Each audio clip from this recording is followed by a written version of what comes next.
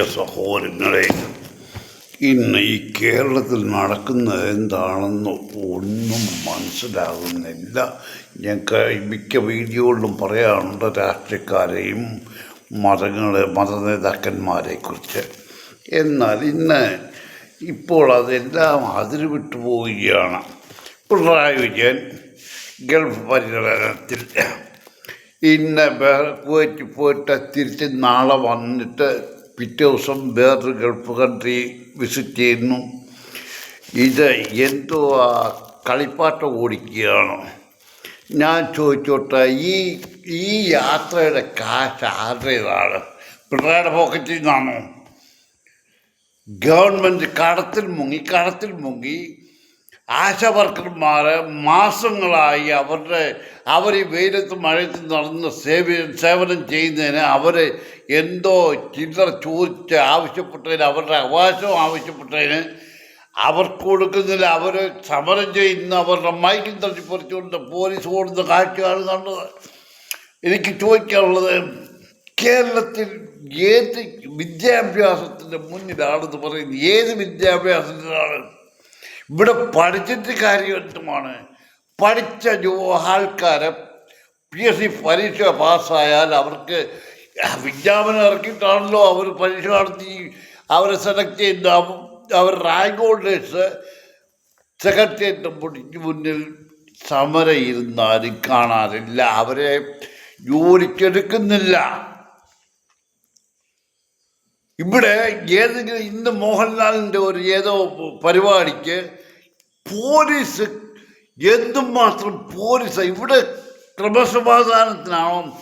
എന്തിനാണ് ഈ പോലീസിനുള്ളത്? എനിക്ക് മനസ്സിലാകുന്നില്ല. മുഖ്യമന്ത്രി പോകുമ്പം നെടുക്കെ പൊതുജനങ്ങളെ ഉപദ്രവിക്കാനായിട്ട് പോലീസ്, ഇന്ന് ആശാവർക്കർമാരുടെ ബൈക്കട്ടി പറിച്ചുകൊണ്ട് പോകാനായിട്ട് പോലീസ്. ഈ മോഹൻലാലിൻ്റെ പരിപാടിക്ക് എന്തുമാത്രം പോലീസ് അവിടെ? എനിക്ക് മനസ്സിലാകുന്നില്ല. കർത്താവേ, ഇത് എവിടെ ചെന്ന് ചേരും? ഇന്ന്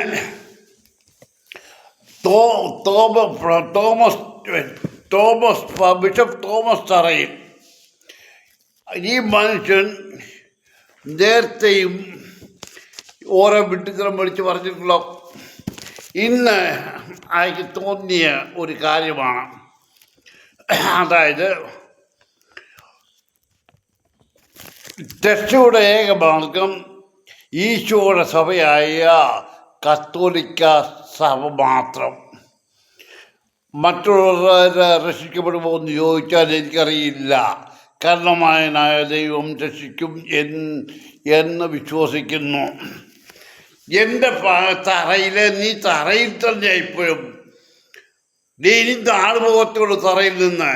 ഞാൻ ചോദിച്ച, നീ സ്വന്തമായി രക്ഷിക്കപ്പെടുമെന്ന് നീ ഒന്ന് പറ.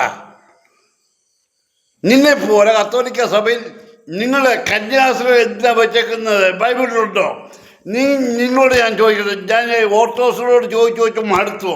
ഇനി തന്നോട് ചോദിക്കണം, ഏത് സഭയാണ് ദൈവം സൃഷ്ടിച്ചത്? ഈശോയുടെ സഭയൻ കത്തോലിക്ക സഭയെന്ന് പറയാൻ നിനക്ക് എങ്ങനെ കഴിയും? ഒരു തെളിവുക. ഈ ദൈവം ഏതെങ്കിലും സഭ സ്ഥാപിച്ചോ? കൊള്ളരുതാത്തവന്മാരെല്ലാം കൂടെ കുപ്പായവും കോപ്പും ഇട്ടുകൊണ്ട് ഇറങ്ങി ദേവാലയങ്ങളെ അശുദ്ധിയാക്കി ജീവിക്കുന്ന ശുദ്ധ ജീവികൾ. നിനക്കൊക്കെ നാളമില്ലല്ലോ. ഓരോരുത്തരും അവിടെ ധ്യാനകേന്ദ്രം നടത്തുന്നുണ്ട്. കള്ളന് കഞ്ഞു വെച്ച് പറയിപ്പിക്കരുത്. അവിടെ എല്ലാം ഞാൻ പോയി ഒരു കണ്ടിട്ടുള്ളതാ. ചുമ്മാല്ല പറയുന്നത്. നിങ്ങൾ കത്തോലിക്ക സഭ, ഇപ്പം നിങ്ങളെ പോപ്പ് കൊടുത്തിരിക്കുക മുറി മുസ്ലിം പണ്ഡിതന്മാരുടെ ആവശ്യപ്രകാരം നിസ്കരിക്കാനായിട്ട്. ഇനി നീയൊക്കെ ഇവിടെ കേരളത്തിൽ നീയൊക്കെ ദേവാലയങ്ങളിൽ അനാവശ്യം കാണിക്കുന്നവരെ നിങ്ങൾ സൂക്ഷിച്ചു. ദേവാലയം ആരുടെ ആഭാസത്തിലാണ് നിങ്ങൾ ആദ്യം മനസ്സിലാക്കുക. നിനക്കൊക്കെ കോക്രി കാണിച്ച് ജീവിക്കാം എന്ന് വിചാരിക്കണ്ട. നിന്നെയൊക്കെ ഒരു ദിവസം പിടിക്കും. നീയൊക്കെ ഈ ലോകത്തിൽ തന്നെ എല്ലാം അനുഭവിക്കും. എന്ത് ഗതികേട്! ഈ കേരളത്തിൽ പഠിക്കാൻ ജോലിയില്ല. മുഖ്യമന്ത്രി അപ്പൻ്റെ KSRT ബസ്സിൽ ഓടുന്നവരല്ലയോ, പ്ലെയിനിൽ യാത്ര ചെയ്ത മുഖ്യമന്ത്രി മാത്രമാണോ? ശിങ്കിടികളെല്ലാം ഉണ്ട്. ആരുടെ കാശ? ഇവിടെ കടത്തിൽ മുങ്ങി. ഇപ്പൊ 200 രൂപ വെച്ച എല്ലാവരുടെയും പെൻഷൻ കൂട്ടിക്കൊടുക്കുക. എന്തിനാ? അടുത്ത ഭരണം കിട്ടണം. അല്ലെങ്കിൽ എവിടെ പോയി ഇരിക്കണമെന്നുള്ള അവർക്കറിയാം. എവിടെ പോയി ഇരുത്തും, ഈ മറ്റു ഡിപ്പാർട്ട്മെന്റ് വരുന്നവരെ ഇരുത്തുമെന്നുള്ള ഇവർക്കറിയാം. അതുകൊണ്ടാണ് കേരളം ദൈവത്തിൻ്റെ സ്വന്തം നാട് തന്നെ, പറയാതിരിക്കാൻ പറ്റില്ല. ഇനി ഇതല്ല, അതിന് കൂട്ടു നിൽക്കുന്ന സാധാരണക്കാരുണ്ട്. കാരണം കൈ പുറകിലോട്ട് വെച്ചു കൊടുക്കും, ഇങ്ങോട്ടിട്ടോ ഞാനങ്ങ് തിന്നോളാമെന്ന് പറഞ്ഞ് അങ്ങനെയുള്ള ആൾക്കാരാ ഇന്നും ഒരുപാട്. കാരണം അവർക്കൊന്നും അറിയണ്ട. സുഖജീവിതം അവർ ജീവിക്കുന്ന അതിനേക്കാൾ സുഖമായിട്ടാണ് ഇവർ ജീവിക്കുന്നത്. കാരണം അവർ കാണുന്നില്ലല്ലോ. ഉദാഹരണത്തിന് നമ്മളിന്ന് എവിടെ നോക്കിയാൽ തെരുവ് നായ്ക്കളുടെ ശല്യം. അതായത് ഗവൺമെൻറ് തെരുവ് നായ്ക്കളെ വന്ധ്യീകരണം, ഇഞ്ചക്ഷൻ കൊടുക്കണം എന്നൊക്കെ പറഞ്ഞ് ഉത്തരവിറക്കുന്നു എന്ന് പറയുന്നു. ഇറക്കിയെന്ന് അറിയത്തില്ല. പഞ്ചായത്തുകളിൽ വീട്ടിൽ വളർത്തുന്ന പട്ടിക്ക് പോലും ഇഞ്ചക്ഷൻ എടുത്തില്ലെങ്കിൽ പെനാൽറ്റി ഉണ്ട്. എന്നാൽ ഏത് പഞ്ചായത്തിലാണ് തെരുവുനായ വന്ധ്യീകരണം ചെയ്തിട്ടുള്ളത്? എന്നാൽ പോയി നോക്കിയാൽ, പഞ്ചായത്തിലെ റെക്കോർഡ് നോക്കിയാൽ, നിങ്ങൾ ഏതെങ്കിലും ഒരു പഞ്ചായത്തിൽ പോയി നോക്കേ, അവിടെ റെക്കോർഡ് കാണും ഇത്ര പട്ടികളെ വന്ധ്യീകരണം ചെയ്തു എന്നും പറഞ്ഞ്. ഇല്ല എങ്കിൽ നിങ്ങൾ പോയി നോക്കുക. ആര് നോക്കാനാ? പൊതുജനങ്ങളിൽ ആർക്കെങ്കിലും പോവും. പിന്നല്ലെങ്കിൽ വിവരാവകാശ കമ്മീഷൻ്റെ പുറകെ പോയി അക്കളെ. ഇതിനൊന്നും സാധാരണ ആൾക്കാർക്കൊക്കത്തില്ല. കാരണം സാധാരണക്കാരൻ ഒരു നേരത്തെ ആഹാരത്തിന് എങ്ങനെ 10 പൈസ ഉണ്ടാക്കാമെന്ന് പറഞ്ഞ് കഠിനാധ്വാനം ചെയ്യുമ്പോൾ അവന് ഇതിൻ്റെ പുറകെ പോകാൻ സമയമില്ല. ഇന്ന് നെൽകൃഷിക്കാരിനി എന്ത് ചെയ്യുമെന്ന് എനിക്കറിയത്തില്ല. മില്ലുകാർ കൈയൊഴിഞ്ഞു. ഗവൺമെൻറ്റിന് സുഖമായി ഗവൺമെൻറ് ജോലി, ഗവൺമെൻറ് രാഷ്ട്രീയക്കാർക്ക് സുഖമായിട്ട് നാട് ഭരിക്കുന്നവർക്ക് കള്ളിലും കഞ്ചാവിലും ലോട്ടറിയിലും കാശ് മാസത്തോടെ കിട്ടുന്നുണ്ടോ? സുഖമായി ജീവിക്കാം. ഇവരുടെ വല്ലവരുടെ കാശ് മുടങ്ങുന്നുണ്ടോ? ഇല്ലല്ലോ. ഇവർക്ക് ദിവസം പ്രതി അവരുടെ അരവൻസും മറ്റതും കൂട്ടിക്കൊണ്ടിരിക്കുക. അവർ തന്നെ ആര് ചോദിക്കാനാ? അവർ തന്നെ ഭരിക്കുന്ന, അവർ തന്നെ അവർ വീതിച്ചെടുക്കുന്നു. ഇതെല്ലാം സഭ നടക്കുന്ന ഓട്ടോ സഭയിൽ മണർകാട്ട് പള്ളിയിൽ 10 കുർബാന നടക്കുന്നു. മണർകാട് പട്ടിയിലോട്ട് ആളുന്നിരിക്കുന്നു. കഴിഞ്ഞ ദിവസം ഞാൻ അതെൻ്റെ കയ്യിലുണ്ട്. ഏതായാലും ഇനി മതത്തെക്കുറിച്ച് പറയാം. മതം ഈ 5 പേരും 10 പേരും 3 പേരും കുർബാന എന്നാൽ എന്താണ്? ഓർത്തസഭയിലെ കാതോലിക്ക കള്ളൻ കൊലപാതക കേസിൽ 1-ാം പ്രതിയോട് ഞാൻ ചോദിക്കുകയാണ്. അല്ലെങ്കിൽ ഫാദർ അമൈനോട് ചോദിക്കുക. ഡോക്ടേഴ്സുള്ള ഫാദർ റിൻഡു പിക്കോശി അച്ഛനോട് ഞാൻ ചോദിക്കുക. ജോയി അച്ഛൻ സഭയിലെ വലിയ പ്രാസംഗികനാണ്. നിങ്ങളോട് ഞാൻ ചോദിക്കുകയാണ്, ഈ 3 പേരും 5 പേർ കുർബാനയുടെ ഉദ്ദേശം എന്താ അതുകൊണ്ടുള്ള പ്രയോജനം? നിങ്ങൾ സഭയുടെ കാശ് വീതിച്ചെടുക്കാനായിട്ട് ഈ കുർബാന ചൊല്ലുന്നവരാരും, 5 പേര് 10 പേർ കുർബാന ചൊല്ലുന്നവരാരും ഏത് പള്ളിയിൽ നടന്ന് ദേവാലയത്തിൽ നടന്നാലും ആ ദേവാലയത്തിൽ വികാരി അതിനകത്തില്ല, കുർബാന ചൊല്ലത്തില്ല. മറ്റുള്ളിടത്തുനിന്ന് വരുന്നവരാണ്. അവർക്ക് വീതം വെച്ചു കൊടുക്കുക. ഇവർ വീഴ്ച വയ്ക്കുക. ആരുടെ കാശ? വിശ്വാസികൾ നേർച്ചയിടുന്ന കാശ. സുഖമായിട്ട് കുളം പിടിക്കാത്തവന്മാർ ജീവിക്കുന്നു, ആഘോഷങ്ങളും പരിപാടികളുമായിട്ട്. ഇവരുടെ കയ്യിലിരിക്കുന്ന കാറുകൾ, എല്ലാ വർഷവും ഇറങ്ങുന്ന പുതിയ കാറുകളാണ് ഇവർ ഉപയോഗിക്കുന്നത്. മണിമാളികൾ കെട്ടിപ്പൊക്കി അവരെ സുഖമായി ജീവിക്കുന്നു. സാധാരണക്കാരൻ പട്ടി കിടക്കുന്നു. അവൻ ജോലി 100, 800, 1000 രൂപ ഒരു ദിവസം കിട്ടിയാൽ അവന് അവൻ്റെ കുഞ്ഞുങ്ങളും വീടും അവന് വീട് കാണത്തില്ല, വാടകയ്ക്കായിരിക്കും താമസിക്കുന്നത്. ഇതാരും നോക്കാനാണ്?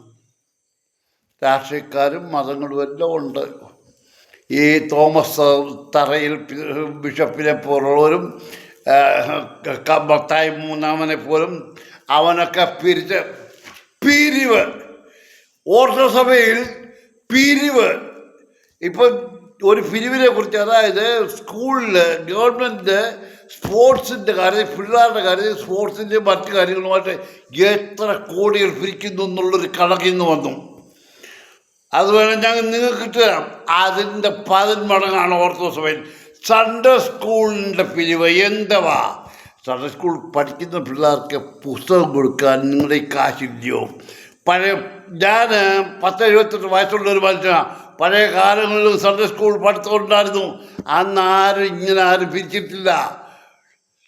ഇന്ന് നിങ്ങൾ പറയുന്ന വിഷയം ആ ഭാഗം മാത്രം പഠിച്ചാൽ മതി. അതല്ല ക്രിസ്തീയ വിശ്വാസത്തിൽ കൊച്ചു കുഞ്ഞുങ്ങളെ പഠിപ്പിക്കേണ്ടത്. കുഞ്ഞുങ്ങളെ ചെറുപ്രായം തൊട്ട് സൺഡേ സ്കൂളിൽ തന്നെയാണ് ഇതിന് പഠിപ്പിക്കേണ്ടത്. അവരറിഞ്ഞിരിക്കേണ്ട കാര്യങ്ങളാണ്. ജീവിതത്തിൽ ദൈവവിശ്വാസം എന്താണെന്നുള്ളത് അവരെ പഠിപ്പിക്കണം. ഇന്ന് സൺഡേ സ്കൂൾ പിരിവ്, എനിക്ക് വരെ സൺഡേ സ്കൂളിൻ്റെ കവർ വരുമായിരുന്നു. ഞാൻ പറഞ്ഞു പോയി പണി നോക്കുന്ന, ഞാൻ ഒരു പിരിവ് കൊടുക്കുന്നില്ല. മാസം 100 രൂപ പള്ളിയുടെ ഇതുണ്ട്, അത് മാത്രം കൊടുക്കും, അല്ല ഒരു കുന്തം കൊടുക്കത്തില്ല. ഞാൻ കൊടുക്കുന്നില്ല. അവിടെ ലെറ്റർ കൊടുത്തു. കാരണം ക്യാൻസർ വന്ന ശക്ത കാതോലിക്ക കോവിഡ് സമയത്ത് ഒരു കൽപ്പന ഇറക്കി. നേരത്തെയൊക്കെ എന്ന് പറഞ്ഞാൽ കാതോലിക്ക ചില പിരിവെന്ന് പറഞ്ഞാൽ ഇഷ്ടമുള്ളത് കവറിലിട്ട് കൊടുത്താൽ മതിയായിരുന്നു. ഇവൻ 250 രൂപ കുറയാതെ പിരിവ് കൊടുക്കണം. നിങ്ങൾക്കറിയാമല്ലോ യാക്കോബ ഓർത്തഡോക്സ് സഭയിലെ പ്രശ്നം. ഒരു ഡെഡ് ബോഡി അടക്കാൻ പോലും ഈ കൊള്ളരുതാത്തവന്മാരെ സമ്മതിക്കത്തില്ല. ഈ ഓർത്തഡോക്സ് സഭയിൽ നമ്മൾ അവരുടെ പിരിവ് കൊടുത്തില്ലെങ്കിൽ നമ്മൾ മരിച്ചാൽ അടക്കം ചെയ്യാൻ ആ പിരിവ് കംപ്ലീറ്റ് തുകയും മേടിക്കാൻ സമ്മതിക്കത്തില്ല. അന്ന് ഈ കാതോലിക്ക കൽപ്പന ഇറക്കി വായിച്ച അന്ന് ഞാൻ ലെറ്റർ കൊടുത്തു, ഞാൻ ഒരു പിരിവും കൊടുക്കത്തില്ല. അഥവാ നിങ്ങൾക്ക് ഞാൻ മരിച്ചാൽ ഞാൻ കൊടുത്ത് മേടിച്ച കല്ലറയുണ്ട്, അവിടെ എൻ്റെ അപ്പനെയും അമ്മയെ അടക്കിയിട്ടുണ്ട്, അവിടെ എന്നെ അടക്കാൻ നിങ്ങൾക്ക് ഒക്കത്തില്ല എങ്കിൽ എനിക്ക് ലെറ്റർ തരണം. പിരിവ് തന്നില്ലെങ്കിൽ അവിടെ അടക്കത്തില്ല എന്ന് ഇതുവരെ എനിക്ക് മറുപടി തന്നിട്ടില്ല. ഏതവനായാലും ഞാൻ പിടിക്കും. ഞാൻ ഇപ്പോൾ നേരത്തെ പള്ളിയിലെന്നും പോയി പ്രാർത്ഥിക്കുമായിരുന്നു രാവിലെ. ഇപ്പോൾ പോകുന്നില്ല. കാരണം അവിടെ ചെന്നാൽ എന്തെങ്കിലും കണ്ടാൽ നമ്മുടെ മനസ്സിൽ പ്രയാസം ഉണ്ടാവും, നമ്മുടെ മനസ്സിൽ നിന്ന് വല്ലതും പ്രതികരിക്കും. അത് നമുക്ക് തന്നെ ദോഷക്കാരൻ നമ്മുടെ മനസ്സിനെ അശുദ്ധമാക്കുക, നമ്മുടെ മനസ്സിൽ വൈരാഗ്യ ബുദ്ധി ഉണ്ടാകുന്നു. അതുകൊണ്ട് ഞാനിപ്പോൾ പള്ളി പോകുന്നില്ല. വേണ്ട, ഞാൻ ചെയ്യുന്ന പ്രവൃത്തിയുടെ ഫലം ഞാൻ അനുഭവിച്ചോളാം, അത് മതിയല്ലോ. അല്ലാതെ ഞാൻ പറയുന്നില്ല. മക്കളെ, ഈ കേരളം നന്നാകാനാണ്. എല്ലാ കുണം പിടിക്കാത്തവന്മാരും രാഷ്ട്രീയത്തിലും മതത്തിലും ഇന്ന് ഫാദറമേൽ പറയുക, കേരളത്തിലെ നടക്കുന്ന എന്തെങ്കിലും അനീതി കണ്ടാൽ സഭ പ്രതികരിക്കുമെന്ന്. പോയി പ്രതികരിക്കടാ. എവിടാ നിൻ്റെയൊക്കെ സഭയിൽ പിരിച്ചെടുക്കുന്ന കാശിൻ്റെ കണക്ക് നിനക്കൊന്ന് പറയാമോടാ? നീ പ്രതികരിക്കുന്നു. നീയൊക്കെ എന്തിനാ രാഷ്ട്രീയത്തിൽ പോകുന്നത്? ഓർത്തഡോക്സ് സഭ രാഷ്ട്രീയത്തിന് പറയാൻ പോകുന്നത് ഓർത്തഡോക്സ് സഭയിൽ ഉള്ള കാശിൻ്റെ കണക്ക് ചോദിക്കരുത്, അവിടുത്തെ വരുമാനം ആരും ചോദിക്കരുത്, ഗവൺമെൻറ് ഇടപെട്ട് ചോദിക്കരുത്. ഗവൺമെൻറ് ചോദിച്ചാൽ ഗവൺമെൻറ് ഭരിക്കുന്നവർ അതിനേക്കാൾ കള്ളന്മാരാണ്. അത് പറഞ്ഞിട്ട് കാര്യമില്ല. ഈ പുരോഹിത വർഗത്തിൻ്റെ ഇല്ല എന്ന് മാത്രം കാശുണ്ട്. ഒരു ചോദ്യം വരുന്നുണ്ടോ? എന്നാൽ സാധാരണക്കാരന് 10 പൈസ കൈ കിട്ടിയാൽ ഉടനെ ചോദ്യം വരും. അതിന് അവനൊരു ചെറിയ വീട് പണിയണമെങ്കിൽ അവൻ്റെ കുടുംബം തോണ്ടും. ഇപ്പം ഞാനിത് പറയുന്നുള്ളൂ, ഫാദർ തോമസ് തറയിലും കൊള്ളാം, എല്ലാവരും കൊള്ളാം. രാഷ്ട്രീയവും മതവും എന്തിനെ ഏറെ പറയുന്നു. നമ്മളെ പൊതുജനങ്ങളെ പറഞ്ഞാൽ മതി. പൊതുജനങ്ങൾ എല്ലാവരെയും അല്ല, ചില കുണം പിടിക്കാത്തവന്മാരുണ്ട്, ഇവൻ്റെ എല്ലാം താങ്ങി നടക്കുന്നവന്മാർ. അവരിത് മൊത്തം മറ്റുള്ള പൊതുജനങ്ങൾ കൂടെ കഷ്ടപ്പെടുകയാണിപ്പോൾ. ഇത്രേ പറയുന്നുള്ളൂ.